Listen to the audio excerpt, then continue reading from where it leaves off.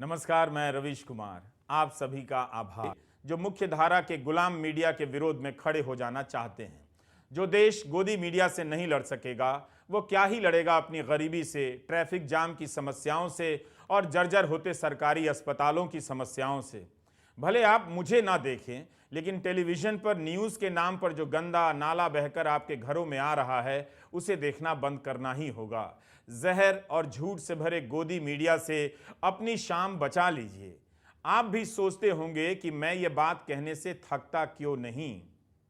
गांधी के नेतृत्व में आज़ादी का आंदोलन एक दिन का नहीं था, एक बार का नहीं था, कई दशक लगे, कई बार जेल जाना पड़ा कितने ही नेताओं को। अंग्रेजों ने तो गांधी के लाखों चरखे तोड़ डाले। उन्हें पता था कि चरखा में ही भारत का स्वाभिमान है। 42 के आंदोलन में असंख्य चरखे तोड़ दिए गए थे। कभी सोचिएगा कि चरखे पर इतना क्यों गुस्सा फूटा होगा। गांधी के हत्यारे फिर से घूमने लगे हैं। उन्हें तो चरखे से नहीं, गांधी से ही चिढ़ हो गई है। जैसे उन्हें हर सच्ची खबर से चिढ़ है, जैसे वे हर बड़ी खबर की हत्या कर देना चाहते हैं, इसलिए बार बार गांधी के हत्यारे का नाम जपने लग जाते हैं। वे चाहते हैं कि आप भी हत्यारों का नाम जपें, उनके पाप में आप भी शामिल हो जाएं। गांधी से लड़ना मुश्किल था, गांधी को मारना तब भी आसान था, आज भी आसान है। गांधी उस सत्य के प्रतीक थे जिस सत्य से आज की सरकारें डरती हैं, जिसकी हत्या गोदी मीडिया रोज करता है। गोदी मीडिया से लड़ाई अब कई दशकों की है। इसकी गुलामी से बाहर आना आसान नहीं है। सिर्फ मेरे कह देने से कि आप गोदी मीडिया ना देखें, आप देखना बंद नहीं कर सकते। यह नशा है। हमारे भीतर देखने और जानने की भूख होती है। उस भूख को गोदी मीडिया ने नशे में बदल दिया। नफरत एक नशा है। इसके आवेश में आप महसूस करते हैं कि ताकतवर हो गए हैं, होते भीतर से खोखले हैं, लेकिन मोहल्ले में सीना तान कर चलने लग जाते हैं। गोदी मीडिया जानता है कि आप नशे में हैं, इसलिए जला हुआ, भुना हुआ और तला हुआ खाना परोस देता है। आप जल्दी जल्दी में ठूंस लेते हैं, दिमाग की नसें जाम हो जाती हैं। इस नशे से निकालने के लिए जगह जगह पुनर्वास केंद्र बनाने होंगे। देखने की आदत आसानी से नहीं बदलती है। कुंवर नारायण की एक कविता है जो मैं आपके लिए पढ़ना चाहता हूं। मैं इस्तीफा देता हूं व्यापार से, परिवार से, सरकार से। मैं अस्वीकार करता हूं रियायती दरों पर आसान किश्तों में अपना भुगतान।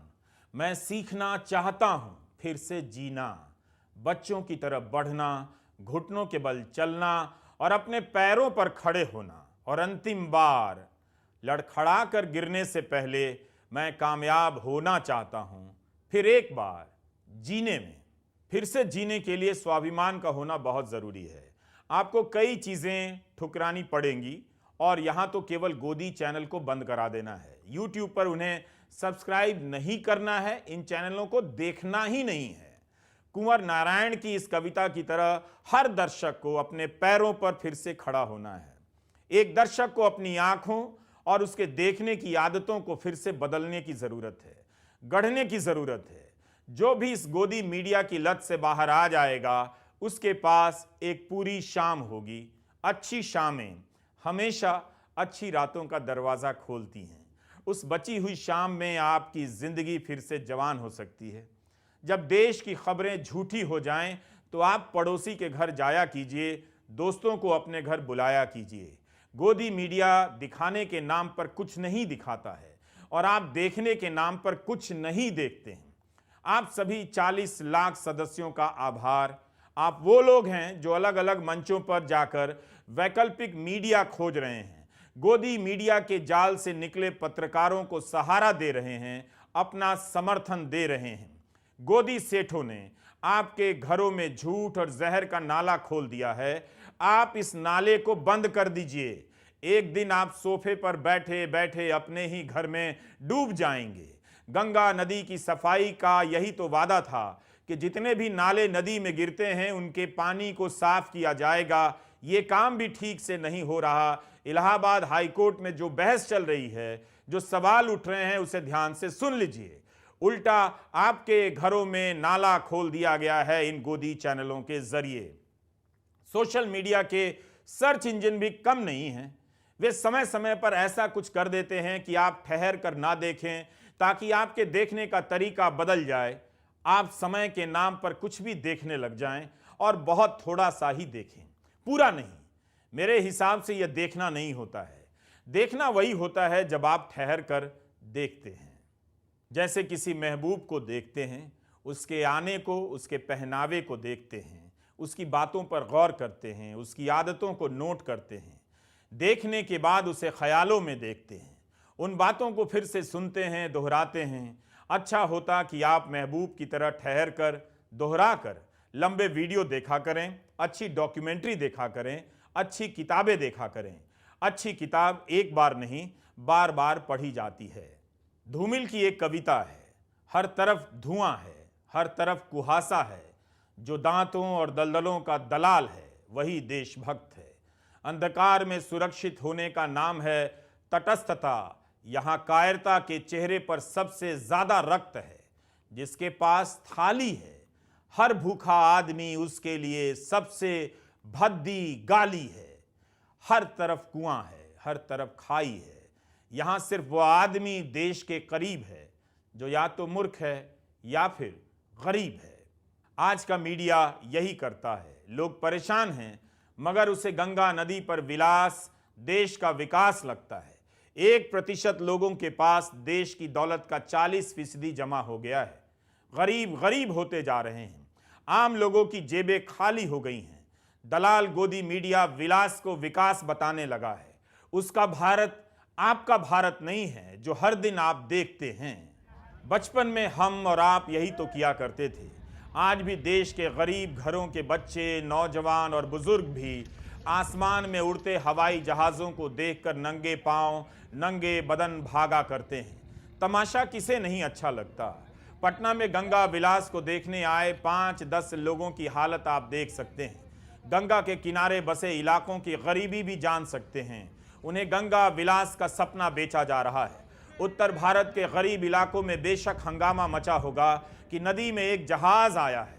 जिस नदी को साफ करने का सपना बेचा गया, उसके किनारों पर गंदगी अब भी बजबजाती है। वह साफ तो नहीं हुई, मगर उस सपने की जगह एक नया सपना आ गया है। विलास नाम का जहाज आया है। जिस शहर की जवानी सेल्फी के लिए शहर का कोना खोजती हो, उसे इतना बड़ा जहाज मिल जाए तो सेल्फी के लिए वो किनारों पर पहुंचेगी। विलास की इन तस्वीरों के पीछे की खबर आज के हिंदू अखबार में छपी है। सरकार ने बताया होगा कि नवंबर 22 की तुलना में दिसंबर 22 में निर्यात 7.75% बढ़ा है। वाहवाही की खबरें छपी होंगी, लेकिन यह नहीं बताया गया होगा कि दिसंबर 21 की तुलना में पिछले साल दिसंबर में निर्यात 12.2% घट गया। अक्टूबर 22 में भी निर्यात अक्टूबर 21 की तुलना में गिर गया। कमाल है, 12% गिरता है तो चर्चा नहीं होती। 12% गिरने के बाद थोड़ा सा संभलता है तो हेडलाइन छप जाती है। विकास की इन रंगीन हेडलाइनों के बीच आपका जीवन कितना बदला है, इस एक सवाल का हिसाब आप खुद से कर लीजिए। कभी सोचा है कि इतने बरस हो गए आश्वासनों के, हेडलाइनों के, शहर में ट्रैफिक का जाम कम नहीं हुआ। इस जाम में कितनी बड़ी बड़ी कारें हैं, दिखाई भी नहीं देती। हम कार में बैठे बैठे कारों को नहीं देख पाते। इसी तरह गोदी मीडिया को देखते देखते आप न्यूज़ नहीं देखते हैं। ट्रैफिक जाम आपके जीवन में हर दिन जहर घोलता है, मगर आप इस शहर में फंस गए हैं। उसी तरह खबरों को जानने की भूख आपको एक ऐसी सड़क पर ले आई है जहां खबरें नहीं दिखाई देती हैं। खबरों के नाम पर आप जाम में फंसे हुए दिखाई देते हैं। इसलिए सड़क बदल लीजिए। गूगल मैप से जाम की समस्या का निदान नहीं होता है, वह केवल जाम की सूचना देता है जो आप जानते ही हैं। यह शहर हर दिन कितना वक्त बर्बाद करता है, कितनी शामें, कितनी सुबहें खराब करता है। इसलिए जाम में आप कारों को अलग अलग नाम और आकार के साथ देखना शुरू कर दीजिए। यही हमारी कोशिश होगी। आप 40 लाख सदस्यों ने मेरे चैनल को सब्सक्राइब कर जो समर्थन दिया है, वो ताकत से कम नहीं। आप और हम वो लोग हैं जो नफरत के जाम में फंसे लोगों को निकालेंगे। कम से कम कोशिश तो करेंगे ही। करीब 2 घंटे में मैं सिर्फ आधी दूरी तय कर सका और अंत में हार कर जिनके घर जाना था उनसे माफ़ी मांगनी पड़ी और अपना रास्ता बदलना पड़ा। रवीश कुमार ऑफिशियल चैनल का नाम तो होना ही चाहिए। हमने सोच लिया है, उसके बताने का समय भी आएगा। एक लोगो भी सोचा है ताकि चैनल उससे पहचाना जाए। आप में से कई लोग चाहते हैं कि हर रात 9 बजे नियमित शो करूं, रोज वीडियो करूं या सप्ताह में 1 वीडियो करूं। ऐसी भी राय है कि सप्ताह में 2 या 3 से ज़्यादा वीडियो ना करूं। कई लोग चाहते हैं कि न्यूज़ चैनल बन जाऊं जहां दिन भर खबरें चलती रहें।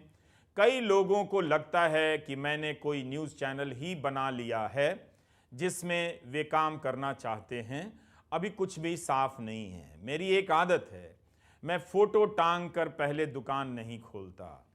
पहले ही फोटो टांग दूंगा कि यही देखिए और ऐसे ही देखिए। उसकी ना तो अभी स्थिति है और ना मेरी फितरत। मैं काम करने के दौरान प्रयोग करता रहता हूँ, फॉर्मेट बदलता रहता हूँ, फॉर्मेट के भीतर फॉर्मेट बनाता रहता हूँ और मिटाता भी रहता हूँ। आप अभी तक के वीडियो हमारे चैनल पर जाकर देख सकते हैं।